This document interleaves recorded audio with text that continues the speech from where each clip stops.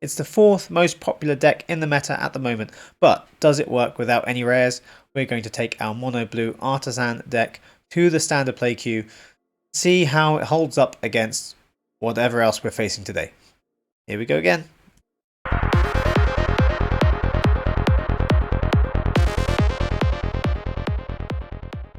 Welcome back to Game School Dad with me, Martin. You might have seen this deck before in its form with the Haughty Djinn included. You know the one. This one right here, you know this one. So this in the blue meta deck at the moment is one of the only rares that you need in the deck. You can have 4 copies of this and everything else can be commons and uncommons. But does this deck work if you have no rares, if you don't have this card? Can you still play a really good mono blue deck? And can we play it without any other rares? So I'm going to find out how well this deck does against everything else out there at the moment. I'm going to play 10 games with this version of the deck and we'll see how many I win. I'll come back at the end with any other suggestions for rares apart from the Djinn that you might want to add to the deck to make it even better. Alright, let's get on with game number 1.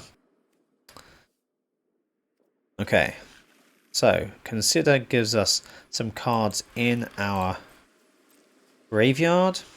Syncopate can help get rid of anything they play that we really don't like the look of.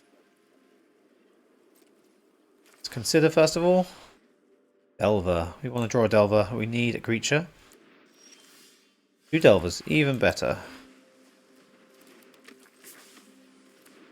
Okay, so we really want our next card in our library to be an instant or sorcery. And then these 2/1/1s will become 3/2s. With flying. And it is not... Well, it is a Tolarian Terror, which at the moment costs 6. So, let's put a land out. No point attacking.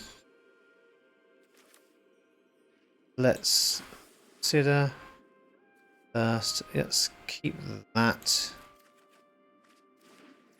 And no attacks. So if they play a 3-drop here, we could counter it. Gonna attack first. No blocks. They're not playing anything, okay. And top of our deck is a land, okay. So we don't get that trigger yet.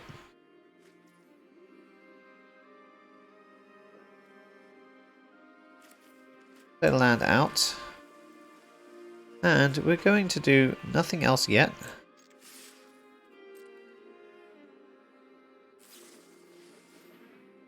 We could counter this, but I'm sure they have something much worse I want to counter later on.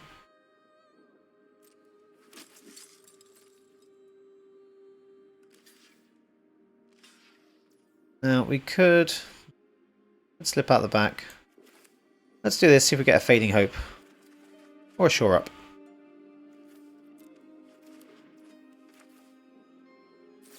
Let's get this one shoring up.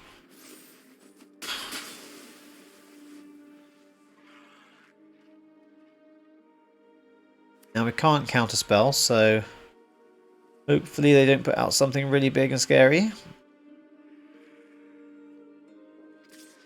Okay, they can attack. Okay, that's going to be a real pain for us. So we can't cast spells or activate abilities on the opponent's turn. We have to do everything on our turn unless we get rid of Muriel. And this will phase out. Start of their control's next turn. That's no good. So I guess we want to get out as much as we can now.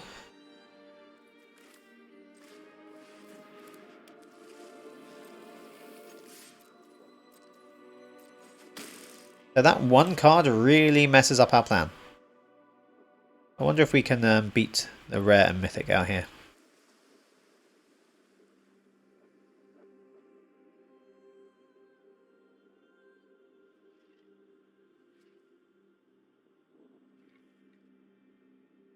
Do they have removal for Tolarian Terror? It's a 7 mana card, even though we paid less for it. So Lay Down Arms would need to There you go. Would not work on Tolarian Terror, but it would work on Delver. Okay. Come on, soldiers. So this can't give it everything else flying. That's the other one. This one can make creature tokens.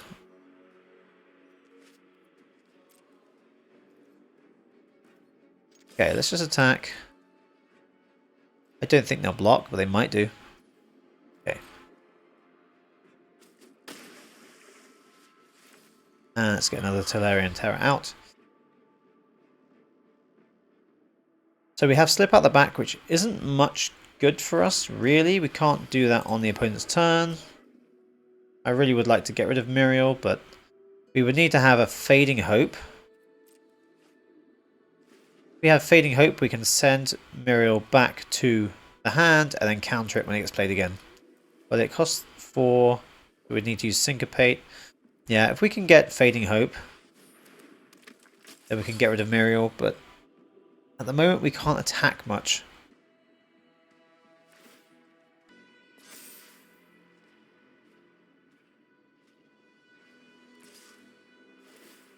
And every time they attack, they can make another 1/1.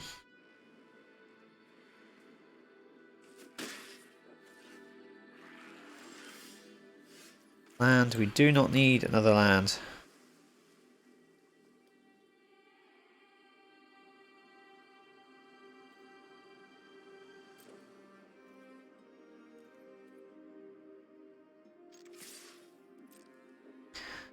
If we do nothing, we're just going to keep taking damage. They're going to keep getting wider.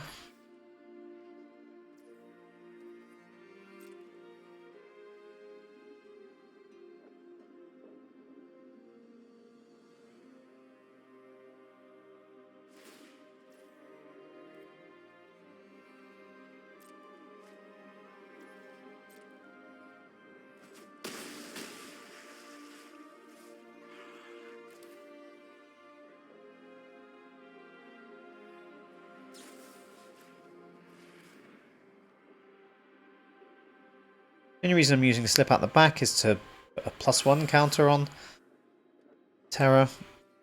Syncopate's no good to us as long as Muriel's there. Just draw Fading Hope, we might have a chance.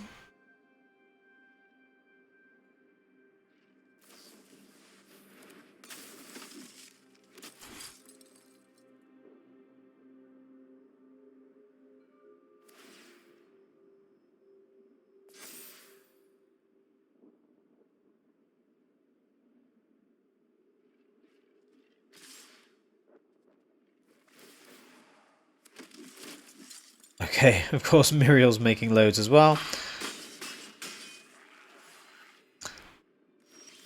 Yeah, another land is not going to do it. If only we could tap all of their creatures, or hit for 11, so it still wouldn't be enough. Okay, well, we've definitely lost that one now. The next one.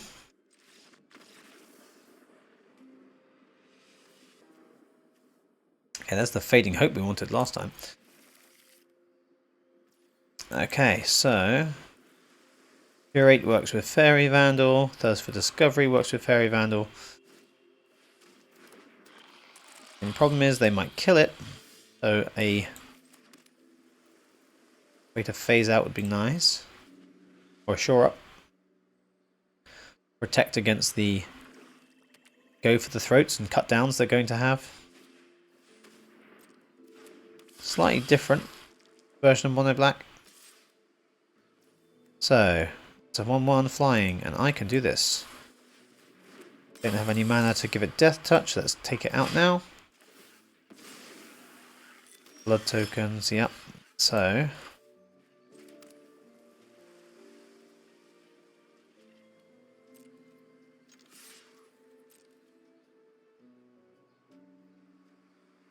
you have a trick if they want to block. They don't want to block. So, that's okay. Next turn we can Thirst for Discovery. Okay, so they want to do that. They can choose an artifact or creature card and exile it. So they can do nothing. They get to see our hand. They don't get to take anything.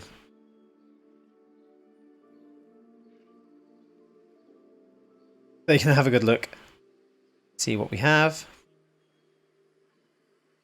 Even if they can't take a card, seeing the opponent's hand is a pretty big advantage, I guess, because they know we have a make disappear. They know they can play around that.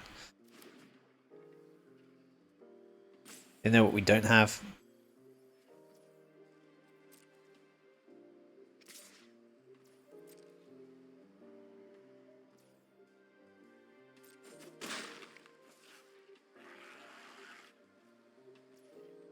Let's do Thirst now. We'll grow Fairy Vandal and it'll almost be out of range of cut down. Oh, another Curate. We don't have much. Kind of need more land. But let's just see if we can keep this Fairy Vandal alive long enough. They have something they can do. Oh, okay, perfect. So let's go with a consider. Let's attack first.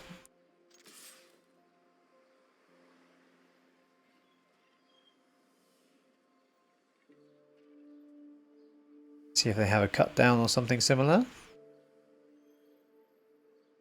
They're probably thinking about it. It might just be pausing because they could use the blood token.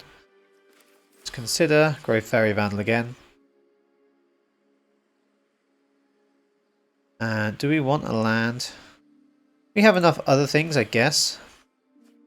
We could definitely use another land.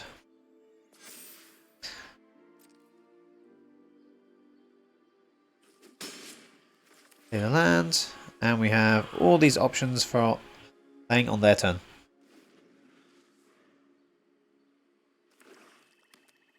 Okay, 4 mana. They have a Shieldred. Oh, we're going full on vampires. Okay. We could just get rid of it. But nothing too scary.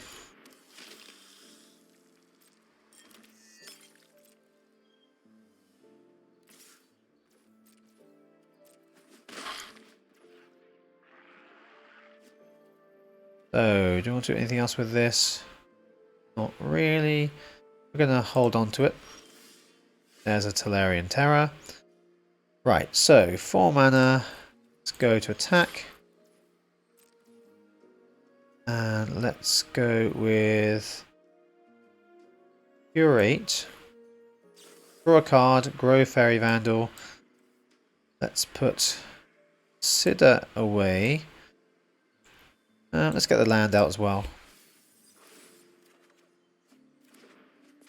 Okay, 4/5 damage. Play the land. Now we could do Tolarian Terror now, but it leaves us defenseless. And I'm sure they're going to have some removal, so I'm going to leave some lands here untapped. Just so I have options for whatever they do now when they try to kill it. Let's do a Shore Up. The fact they're using a Murder makes me think they're probably relatively new. Just because no one uses Murder. Don't know who uses that. Okay. So, good thing we didn't play the Tolarian Terror, otherwise Fairy Vandal would be dead by now.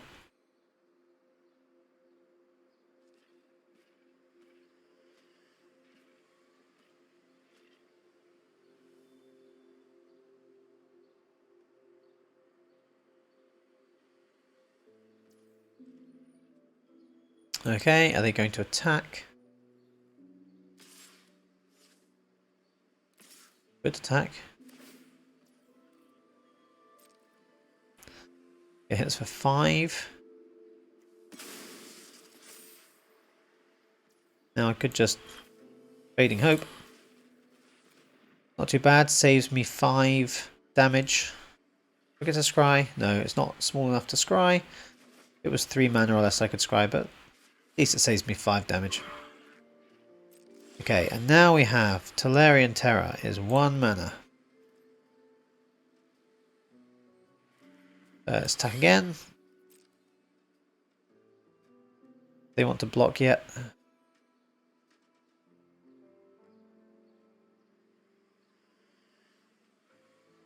They still know we have Make Disappear.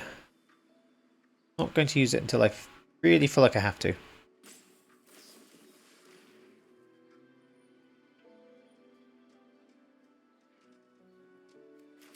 I could do it now, I suppose. So, do they really want to block with this creature? See if they're going to block. Not going to block. Let's consider again.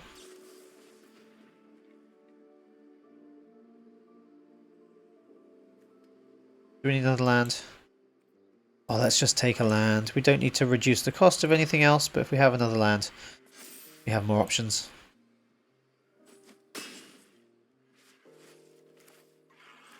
And let's go with Tolarian Terror. Okay. Now is the time. They are going to... They're going to have to decide whether to sacrifice a creature to stay alive. Do they have a murder? If they do, I can slip out the back. And then I think we'll win next turn.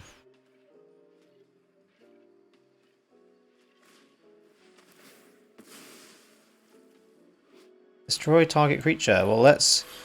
Okay, they're going to quit because I'm going to do this. Do they have anything else they can do? They had to sacrifice their own creature to try to destroy mine, and it didn't work, and they quit. There you go. Okay, we have Tolarian Terror. We have Consider, can at least make Tolarian Terror a bit cheaper. Hopefully we can find a Fairy Vandal or a Delver. See what they do first. Oh, interesting lands. Okay. Consider. Island. We don't really want another island. Really. We get another one anyway. Turn.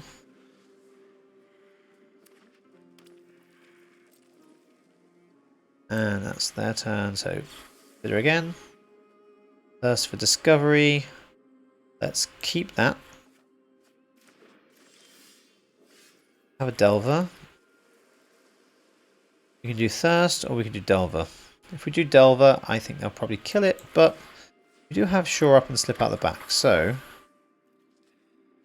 let them try. There it is.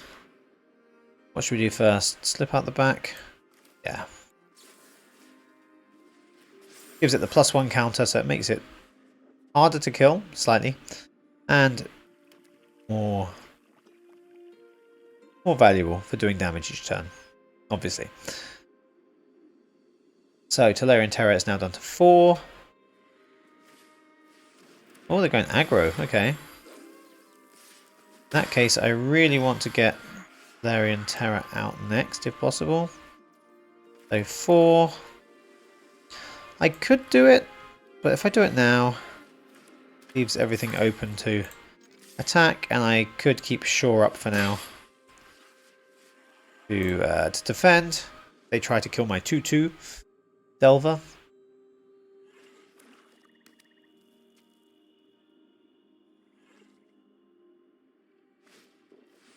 The Reckless Stormseeker.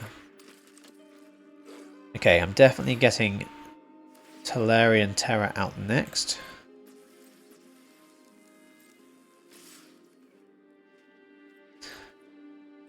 No blocks for now.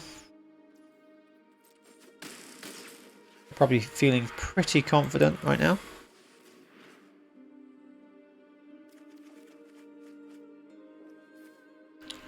So let's go with discarding the land. Do we get to transform Delver? We do.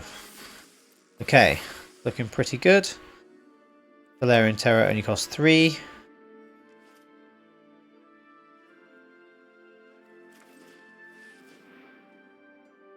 And we still have Shore Up, Fading Hope.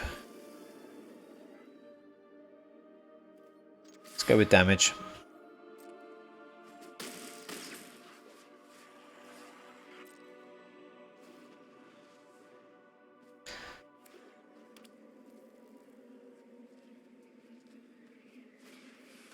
Graveyard, okay.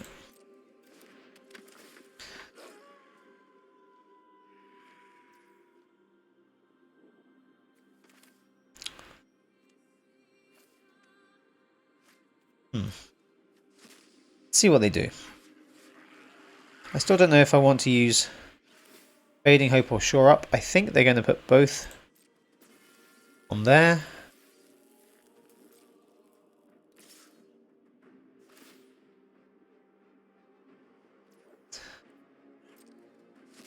Which is pretty good for me. I mean, they can't do anything that I'm aware of. Let's block.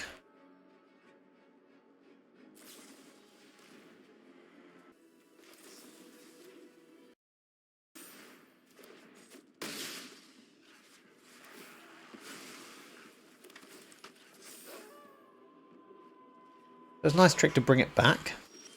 Still not enough, and we have another Terror. Although they're taking everything out of my graveyard, which means everything's getting more expensive. So, 7, I can do... Let's go with this much damage for now. Could try to attack with Terror, but I feel like they're going to have something that's going to mess with that. So... let's curate. Let's not curate now. No, I should have done. Nighttime. Okay.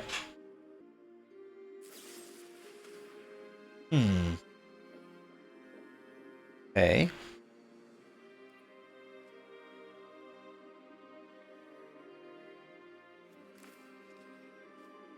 Let's curate for now. We don't want lands.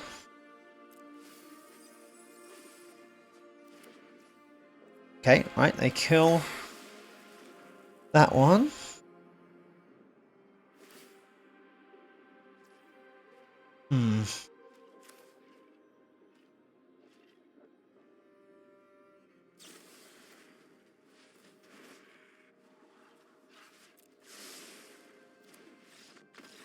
There you go. That was close. That was much closer. Okay, good start. We've got Delver, we've got Fairy Vandal, we've got Protection, and we're going first. So I like the look of that. Look what they're using. If they mulligan, I'm going to be even happier. They didn't mulligan. Okay, well, something. Oh, they have the same pet as me. And they don't like mono blue. And we're back. We've done our 10 games. And that last one was really fun because the opponent just quit as soon as they saw blue land and a Delver come out. It's not a secret that playing against the mono blue deck, the one with the Haughty Djinn, is so frustrating because normally your opponent just counters everything that you put out. So I'm not surprised to see some people will just concede as soon as you put out an island and a Delver. As soon as they suspect you're using that mono blue deck. Yeah, sometimes they give up. It's a free win, so I'm happy with that. So out of our 10 games, we won 6, although there was one where I made a silly mistake and I could have won, but I just didn't play it right. It wasn't recording for that one, so you missed out. But 6 out of 10 isn't bad for a deck that is just completely commons and uncommons, no rares or mythics. So what I want to do now is have a look at what rares or mythics we can add to the deck to make it better and what we're going to have to take out in order to make it balance out at 60 cards. And we are back after adding some rares into the deck. So we have taken out the Fairy Vandals. I like Fairy Vandal.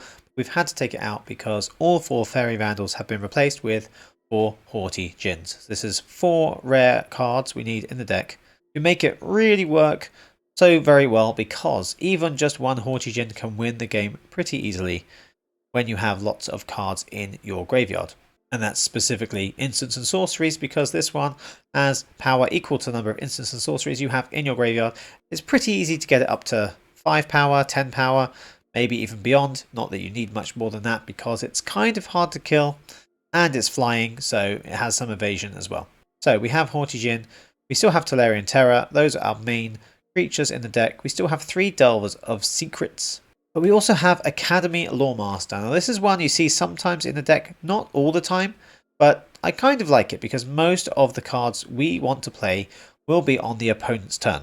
We have counter spells, we have Shore Up, Slip Out the Back, and we have Fading Hope, and we have Consider, Curate, Thirst for Discovery. All of these things we can play on the opponent's turn. So most of the cards we're not going to play on our own turns, apart from Academy Loremaster and our other creatures, Haughty Djinn, Tolarian Terror, and Delver of Secrets. So if the majority of the things that we want to play are going to be on the opponent's turn, then we are going to benefit from the ability of Academy Loremaster.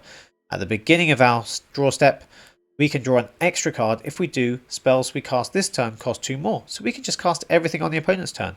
We're drawing an extra card every turn, and we get a 2/3 for 2 mana, which isn't too bad anyway. And the opponent now has the choice, do they want to draw an extra card and keep up with us with the card advantage, but things will cost 2 more to cast for them. So if they're casting lots more creatures, they're going to cost lots to cast. And if they don't, then they're missing out on drawing the extra card that we're getting every turn. So we're going to build up lots of cards in our hand. So I like Academy Loremaster. Yes, it can die to cut down. Obviously it can die to anything else, but we do also still have Fading Hope, Shore Up, Slip Out the Back, and counter spells, so we can protect our creatures pretty well. So we have Academy Loremaster, we have Haughty Djinn, we also have Silver Scrutiny. Now there are a few different card draw spells at the top end of blue. So we have Silver Scrutiny, we have Flow of Knowledge, and we have Cosmic Epiphany. Now the thing with Flow of Knowledge, which is an uncommon, and Cosmic Epiphany, which is a rare, is that they require more land. They're not very flexible, and Silver Scrutiny is more flexible because we can cast this as if it had flash if X is 3 or less. If X is 3, then we're drawing 3 cards on the opponent's turn for 5 mana, which isn't too bad. And if we have Haughty Djinn out, for every Djinn we have, and it could be more than one, the instants and sorceries we cast cost 1 less. So we can do this for even less cost. We can do X is 3, we're drawing 3 cards on the opponent's turn, but it might only cost us 4 or 3 or 2 to cast this. So it's a very flexible card draw spell, and we only ever really need this if we run out of cards, which is unlikely when we have so much with Consider and Curate and Thirst for Discovery to be able to sift through our cards, and Fading Hope that helps us scry as well. So we shouldn't ever have too many lands. If we find we run out of useful cards, then we always have Silver Scrutiny that we've got a chance of drawing, which we can draw 3 cards with, or we could draw even more cards with if we cast it on our own turn. I've only included 1 copy of Silver Scrutiny. I only have 1 copy of Silver Scrutiny, to be honest. I don't even have a second copy, but if I wanted to, I could craft another one. Maybe 2 copies works out better for you, but you have to take something else out, so you have to balance that out. So there you go. Quick one today because the mono blue sometimes wins pretty fast. We can have very quick games with this, which is one reason why it's such a popular deck at the moment, because people like playing faster decks to get more wins in a day in a shorter amount of time. And mono blue is kind of fun to play sometimes. It's really frustrating to play against, but really fun to play. So whether you love it or hate it, that's the mono blue deck. That's the non-artisan, but still pretty budget friendly version. So let me know what you think in the comments below. Do you play mono blue? Do you enjoy playing mono blue or playing against mono blue? Or do you just hate blue altogether? Some people do. It's not my favorite color, but it does work pretty well. So have a try of this deck. Let me know how it works for you. Don't forget to like the video and subscribe to the channel so you don't miss out on any future Magic Arena content. I have lots coming out at the moment, lots planned for the channel. Thank you for watching to the end, and I will see you in the next video where we're going to be using the mono red artisan deck. See you next time.